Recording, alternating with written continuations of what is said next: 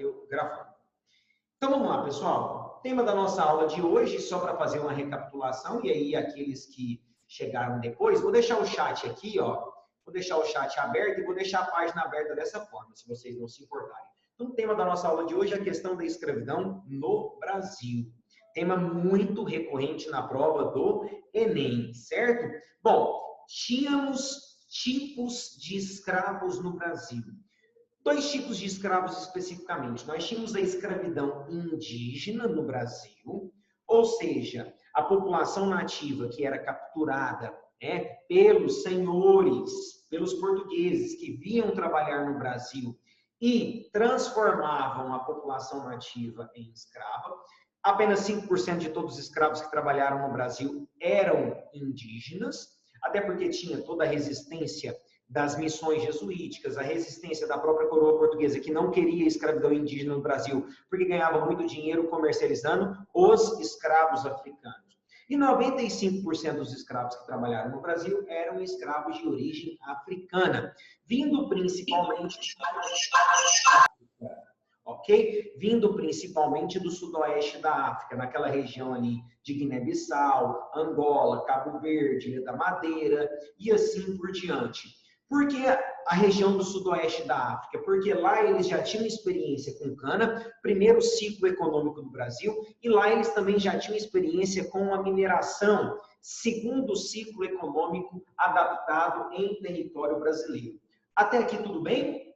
Bom, nós tínhamos o escravo da lavoura e o escravo de ganho. O escravo da lavoura era aquele que trabalhava nos engenhos de açúcar ou depois nas produções de café e também era adaptado a trabalhar na área de mineração durante o ciclo do ouro. Lembrando que nós tínhamos o ciclo do açúcar, o ciclo do ouro e o ciclo do café. Esse escravo, ele era obrigado a se adaptar nas três atividades dependendo do período histórico brasileiro.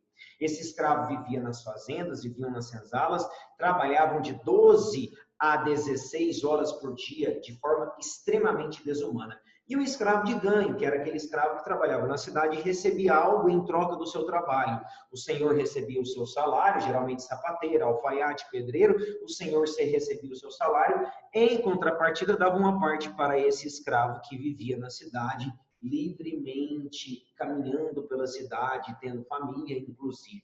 Ok? Perfeito? No Brasil, nós tivemos uma pequena porcentagem, já me perguntaram aqui, por isso que eu estou explicando, nós tivemos uma pequena porcentagem dos escravos que trabalharam no Brasil de origem islâmica, não muito grande, uma pequena porcentagem de escravos que trabalharam no Brasil de origem islâmica, que vieram da região ali do Mali, atual Nigéria, no norte da África. Tanto é que tivemos uma rebelião em 1835, durante o período regencial, chamada Revolta dos Malês, de escravos islâmicos. Porque Malê vem do banto, dialeto africano, que significa o muçulmano. Ok? Então, uma pequena porcentagem, poucos escravos no Brasil, nem chegou a ser 1% dos escravos africanos eram de origem africana, eram de origem islâmica. A maior parte dos escravos africanos vinham do sudoeste. Por que eles vinham do sudoeste? Porque eles se adaptavam, primeiro, ao ciclo do açúcar, que já trabalhavam na produção de cana-de-açúcar no sudoeste da África. Segundo, se adaptavam também à mineração, porque no sudoeste da África também tinha a prática da mineração, extração de prata, extração do ouro, do diamante. E se adaptavam a esse trabalho de monoculturas, de latifúndios, e o clima muito parecido com o clima do Nordeste brasileiro, primeira região que foi ocupada pelos portugueses. Tranquilo agora? Tranquilo? Perfeito, deixa eu ver se tem pergunta. Explicar novamente sobre os escravos islâmicos, já expliquei. Professor, você falou que no Enem chegou a chamar os indígenas de escravos da terra ou negros da terra. No Enem, eles usaram a expressão negros da terra, porque não podiam falar que estavam escravizando o índio. Então, eles usaram a denominação negros da terra. Foi usado na prova do Enem, especificamente. Depois vou colocar para vocês disponível na nossa lista.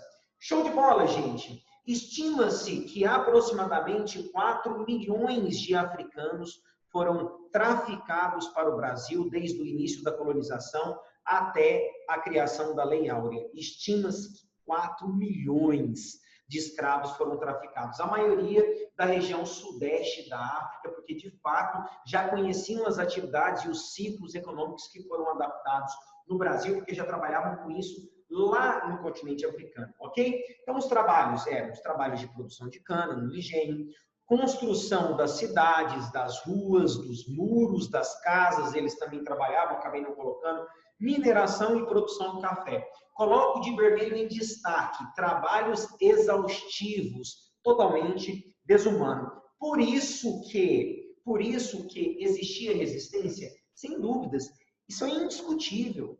A resistência africana, a resistência escrava no Brasil, acontece desde os primeiros momentos da escravidão.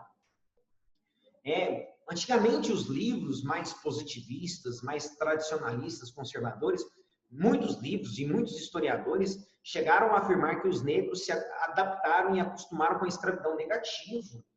Muitos nobres, muitos reis, homens livres, homens e mulheres, famílias livres africanas foram traficadas para o Brasil, não só para o Brasil, para todo o continente americano, mas aqui a gente está falando do Brasil. Então, eles resistiam sim, a resistência ela existiu tanto da parte indígena, dos escravos indígenas, que resistiram à escravidão, com muita força, inclusive, como por parte dos africanos, que resistiam frequentemente. Como? Sabotando o trabalho, braçal, como por exemplo na plantação, escondendo ferramentas ou quebrando ferramentas, fugindo, talvez seja a prática de resistência mais comum, mais forte, a fuga e a formação dos quilombos. Está aí o exemplo do quilombo de Palmares, o mais famoso e o mais importante da história do Brasil, ataques aos senhores e assassinatos, isso acontecia com pouca frequência, mas também acontecia, inclusive utilizando a capoeira. A capoeira é um estilo de resistência, manifestações artísticas e culturais, como música, como a própria capoeira, como traços religiosos que eles faziam através de cortes nos braços e nos rostos, e que também faziam nos pratos e panelas de barro das casas dos seus senhores. Mas como que isso é uma resistência? Você saber que o seu senhor é católico, ele tentar forçar você a se transformar em católico e você colocar traços da sua religião africana na mesa dele, na panela, nos talheres, no seu rosto e nos seus braços, sem dúvidas era uma estratégia de resistência. Tal como, por exemplo, os abortos, tal como, por exemplo, o suicídio, que era chamado de doença boba, era o suicídio, muitos acabavam parando de comer, e suicidavam porque não aguentavam mais a escravidão, tal como o que os senhores chamavam de magia, que na verdade eram apenas símbolos religiosos africanos. Aqui eu coloquei para vocês, aqui algumas imagens só para exemplificar tudo isso, Aqui do lado esquerdo você está vendo alguns negros invadindo uma casa grande, no Nordeste brasileiro, na Bahia, invadindo e matando os seus senhores. Do lado direito você está vendo uma imagem de um quilombo, de um quilombo. Mais embaixo, isso aqui é um trabalho meu, é um trabalho da época de graduação, um trabalho meu mesmo, que eu apresentei na época na Universidade Federal de Goiás. Você está vendo aí os traços embaixo nas cerâmicas, inclusive essa panela que está aí de barro, foi uma panela que eu resgatei na cidade de Goiás, num resgate arqueológico, e depois fiz uma pesquisa em cima dela. Tá vendo aí os traços na panela? Eles faziam os mesmos traços no rosto, nos braços. São símbolos religiosos africanos.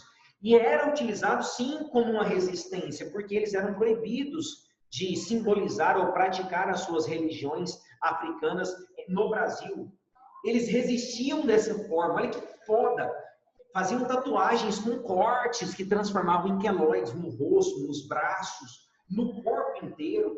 O Senhor comia uma comida feita numa panela de barro com traços do candomblé e nem sabia que traços era aquele. Era uma estratégia de resistência, sem dúvidas. Está aí uma imagem mais próxima do que eles faziam no rosto, as suas famosas tatuagens. Aqui é o trabalho que eu fiz também, só que já em arte gráfica, fazendo uma reconstituição das cerâmicas com os símbolos religiosos utilizados no Brasil. Isso que é lá da cidade de Goiás, para vocês terem uma ideia. Isso que é lá da cidade de Goiás, ok? E aí, junto com a resistência, junto com a resistência que desde o século XVI, desde a chegada dos primeiros navios negreiros no Brasil, junto com a resistência, vem também o processo abolicionista, que é mais uma resistência. O processo abolicionista, tudo bem, muito tardio, né? Começa no século XIX, mas faz parte de uma resistência da população africana ou afro-brasileira, a população escrava que vivia no Brasil, que não aguentava mais essa escravidão. Entende? Então, nós temos aqui no Brasil uma escravidão que durou de 1500 a 1888, 13 de maio de 1888, quando a princesa Isabel, filha de Dom Pedro II, assinou a Lei Áurea. Então, nós tivemos 388 anos de escravidão e temos apenas 132 anos, fez esse ano 132 anos que os negros são livres, foram libertados. Uma vez me questionaram assim, durante quanto tempo você acha, Calef, que deve existir cotas no Brasil? Eu disse claramente, as cotas devem existir no Brasil pelo menos os mesmos 388 anos que os escravos, que os negros, que os africanos foram escravos no Brasil.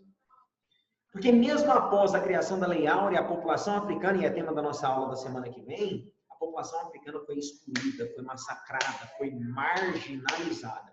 Como semana que vem nossa temática é um pouco menor, eu consigo trabalhar mais rápido, na semana que vem eu também vou trabalhar algumas questões do Enem sobre a questão da escravidão ou do processo abolicionista com vocês. Semana que vem, além de aula, a gente vai trabalhar algumas questões, fazer uma reflexão com algumas questões aqui com vocês. Então, o processo abolicionista brasileiro no século XIX também faz parte de um movimento de resistência contra a escravidão, obviamente. Agora, é muito importante que você se questione, porque durante muito tempo a historiografia brasileira, a historiografia mundial, racista, preconceituosa, dizia que os negros não resistiam. É claro que eles resistiam à escravidão.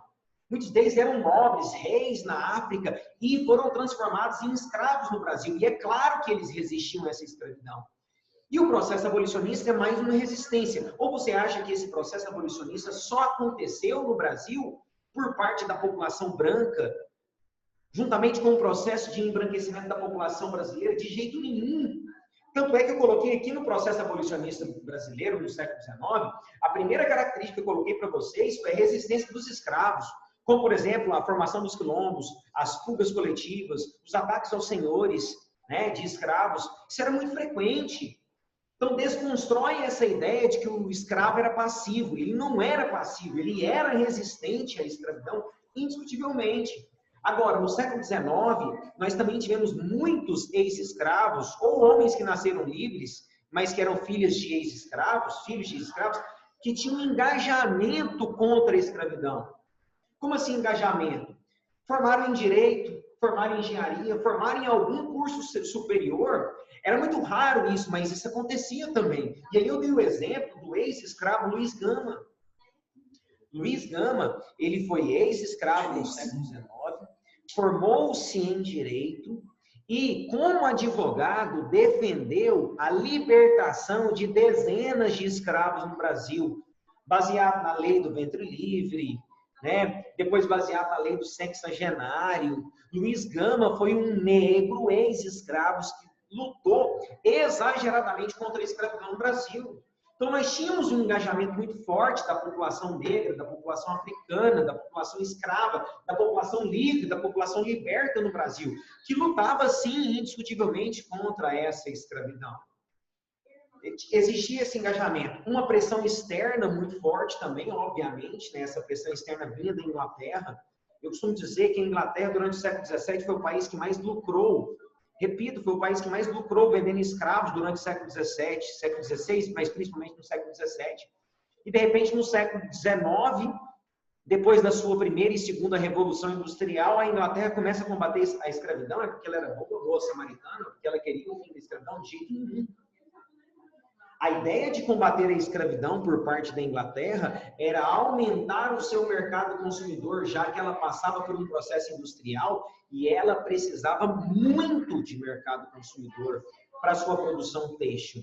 Então, a verdade é que existia uma pressão externa? Existia. Existia uma pressão externa por parte da Inglaterra, que queria aumentar o seu mercado consumidor. Existia uma pressão interna por parte de intelectuais brasileiros, muitos deles homens brancos mesmo, que eram contra a escravidão, como, por exemplo, Eusébio de Queiroz. Eusébio de Queiroz era um jurista, foi ministro, inclusive, da Justiça no Brasil, responsável, em 1850, por uma das leis mais importantes contra a escravidão no Brasil.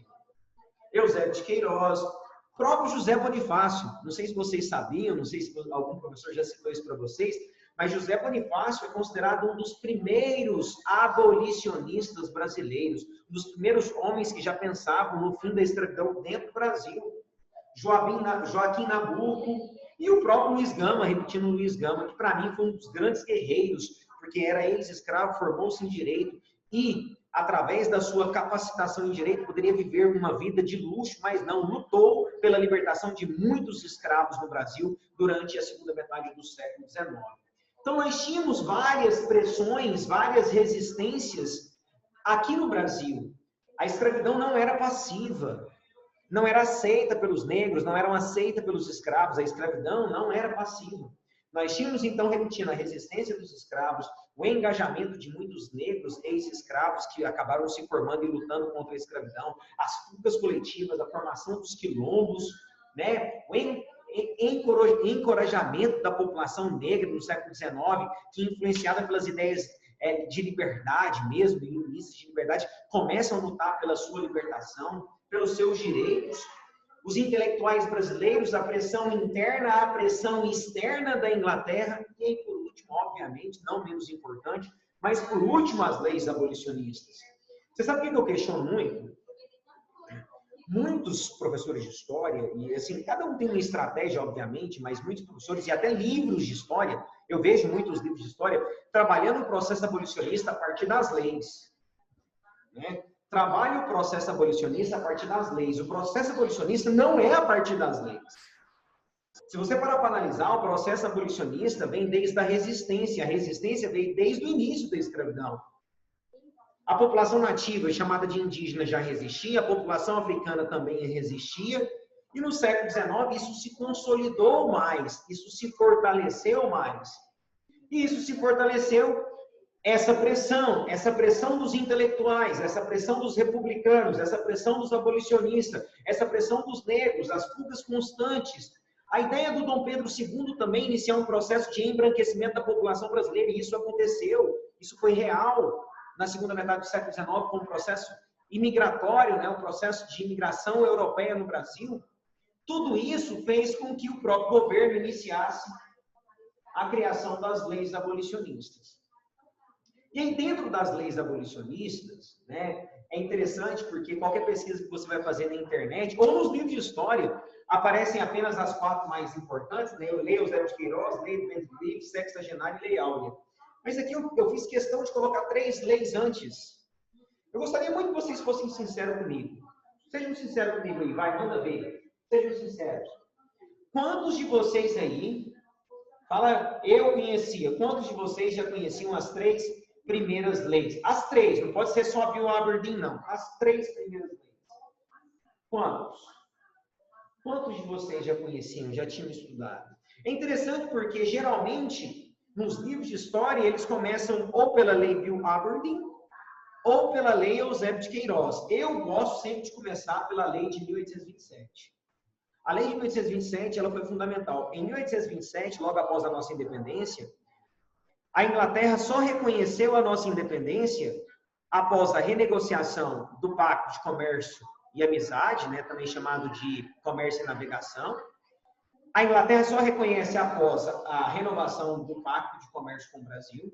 E a Inglaterra também só reconhece depois que o Brasil promete criar uma lei que visava já proibir a escravidão no Brasil. A lei de 1827 proibia o tráfico negreiro no Brasil. Mas já ouviu falar aquela expressão? Já ouviu falar daquela expressão, lei para inglês ver? É essa a expressão. Lei para inglês ver. Em 1827 foi criada a lei que determinava a proibição do tráfico negreiro no Brasil. Ninguém respeitou. Ninguém. E nem reprimiu, nem diminuiu. A escravidão e o tráfico continuou sendo lucrativo e continuou intenso. Era só uma estratégia para a Inglaterra reconhecer a independência brasileira. Segunda lei, lei de 7 de novembro de 31. Essa já declarava que todos os negros escravos que chegassem da África deveriam ser imediatamente libertados no Brasil. Foi baseado nessa lei que Luiz Gama libertou um monte de negros, um monte de escravos no Brasil. Baseado nessa lei, Luiz Gama libertou muitos escravos no Brasil, porque ele conseguia comprovar a chegada desses escravos. Mas mesmo assim era uma lei para inglês ver, porque muitos não eram libertados. Aliás, a maioria não era libertada por essa lei. E aí, em 1845, logo após a criação da tarifa Alves Branco, uma tarifa alfandegária que dificultava a entrada dos produtos ingleses no Brasil, em 1845, em retaliação à tarifa Alves Branco, foi criada, então, a Lei Bill Aberdeen.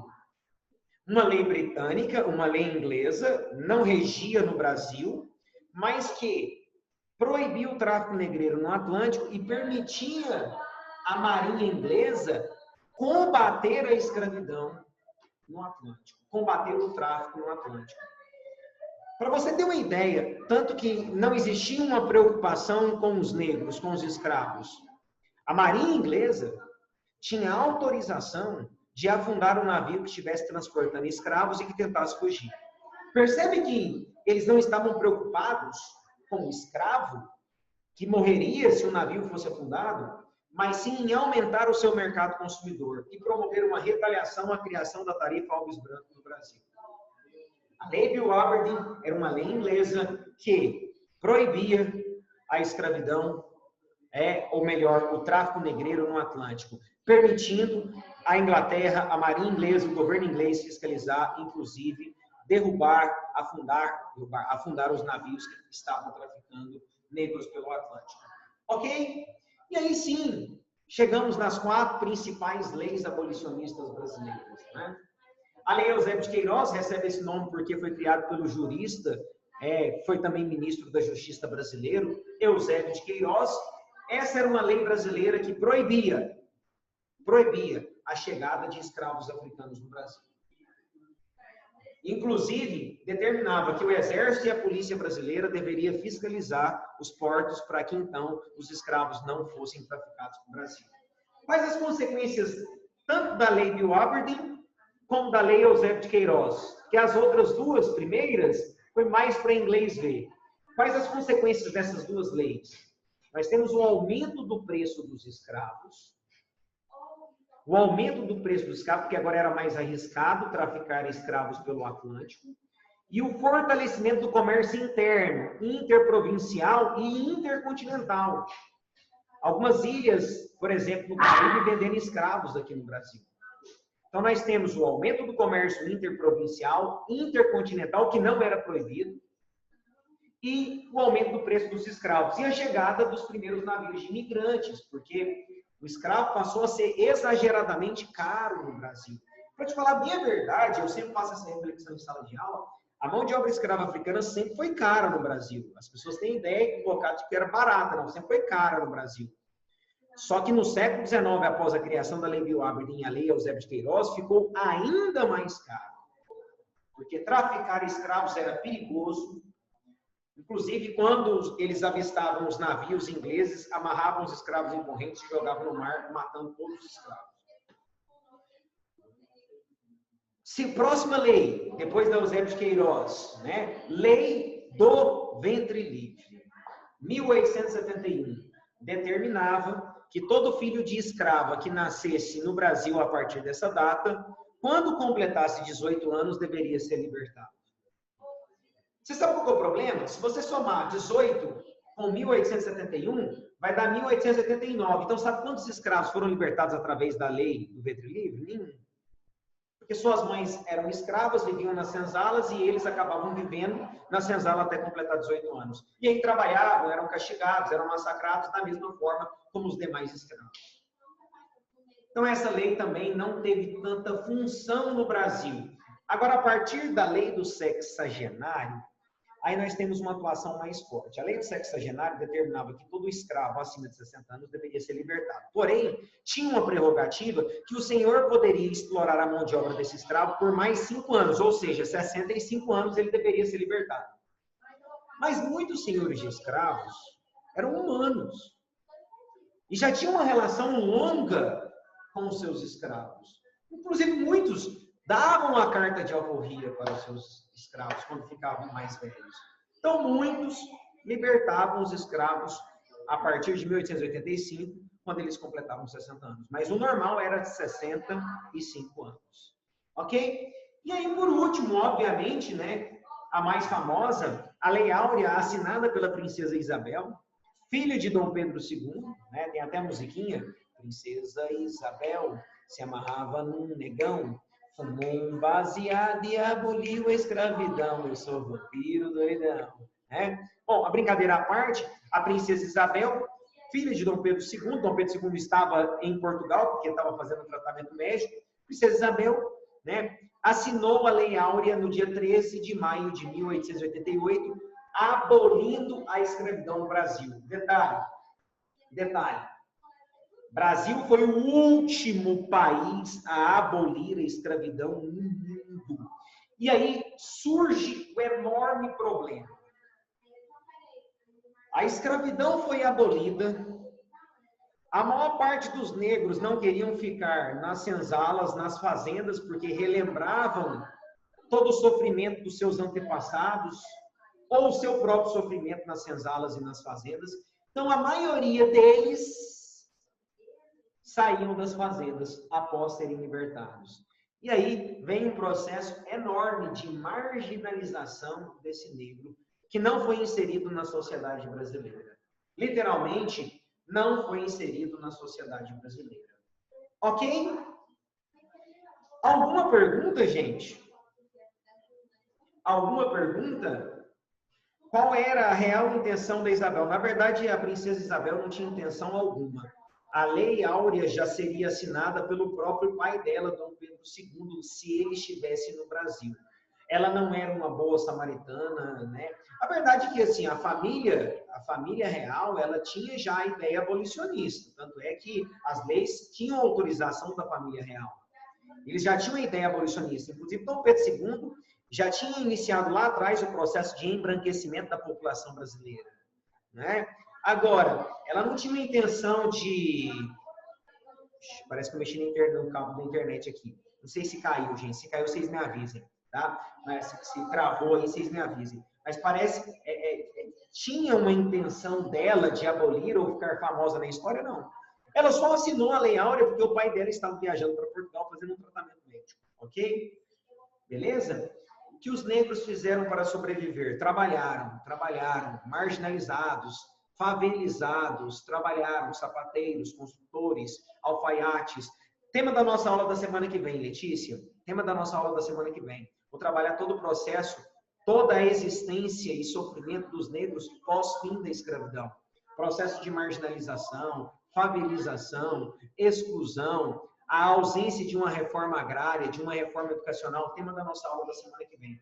A expectativa de vida na época de mais de 60 anos, inclusive, eu posso falar com toda precisão, Felipe, eu trabalhei saúde e doença da população africana na cidade de Goiás. É tema, né, da minha graduação e depois pós-graduação. Saúde e doença da população africana na cidade de Goiás. Eu transcrevi 380 atestados de óbito da Fundação Frei Simão na cidade de Goiás. Tinha ex-escravos ou até escravos com 80 anos. A expectativa de vida era acima de 60 anos. Tinha escravos, por exemplo, na mineração, viviam muito pouco, expectativa de vida de 15 anos de trabalho. Mas aqueles que trabalhavam nas lavouras, com a pecuária, na produção de cana, de algodão ou café, 45, 50 anos de trabalho, começaram a trabalhar com 20, 30, viviam 80, 90 anos. Eu cheguei a encontrar atestado de óbito de escravos com mais de 90 anos. Tá? Século XIX, o escravo passou a ser muito caro, então ele não era frequentemente castigado, não passava tanta fome assim como a expectativa das pessoas durante muito tempo. Porque ele era caro. Se você castigar até a morte, você vai ter um prejuízo financeiro sendo o dono dele. Ok? Show de bola? Show de bola! Muitos escravos viveram em muito tempo. Eu tenho tudo isso. no acervo na UEG, na minha monografia. Está tudo transcrito na minha monografia, os atestados. É claro que muitos atestados não eram a idade real, muitos deles nem sabiam a idade, mas que eles tinham acima de 70, 80, ixi. Século XIX, repita, a mão de obra escrava africana passa a ser muito cara. E por ser muito cara, era importante, então, né, preservar esse produto, até porque o escravo era tido, tratado como um produto. Show de bola? Alguém tem mais alguma dúvida? Eu vou produzir um material para vocês no final de semana e vou enviar no grupo. E aí, na semana que vem, a gente termina o conteúdo e trabalha algumas questões, algumas dúvidas. Beleza? Vou dar um intervalinho para vocês. Cheguei a passar 4 minutos. Vou dar um intervalinho para vocês. Próxima aula, né, linguagens com o William. Beijão para vocês. Uma ótima semana. Fiquem com Deus.